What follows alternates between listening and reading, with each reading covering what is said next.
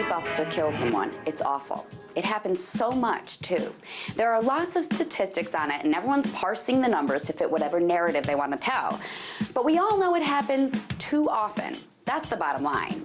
So why are we focusing on just Eric Garner and Michael Brown? Their stories are really sad, but they're not the only ones. For instance, just a few days ago, a man was shot and killed by the LAPD right in Hollywood. He was holding a pocket knife. Things got heated, he refused to put the knife down, and boom, he was shot and killed. They haven't released his name, and they probably won't. And no one will care because everyone is focusing on Eric Garner and Mike Brown. Those guys got hashtags, but this guy, we'll probably never know what happened. We'll probably never know his name. Another name of an LAPD shooting victim was publicized, but probably no one even remembers it because it happened a year ago when police shootings weren't what everyone was talking about. This victim's name was Brian Beard.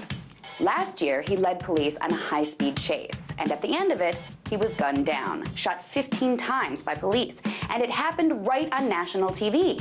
His family was watching. Everyone was watching. But there were no global marches that happened then.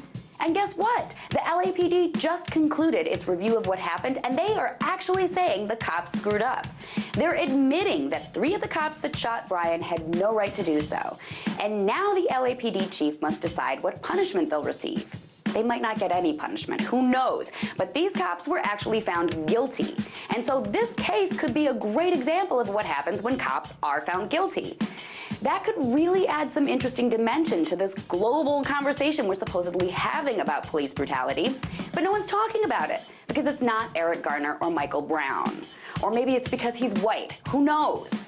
But no one's talking about it because we aren't having a conversation about police brutality.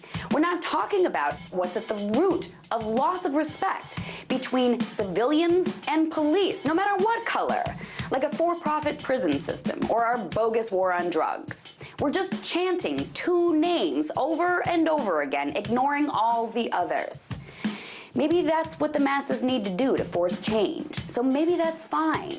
But as individuals, it'd be nice if we remember to think about all the others and to think about the causes of the problem rather than focusing on the result of just 2 incidences.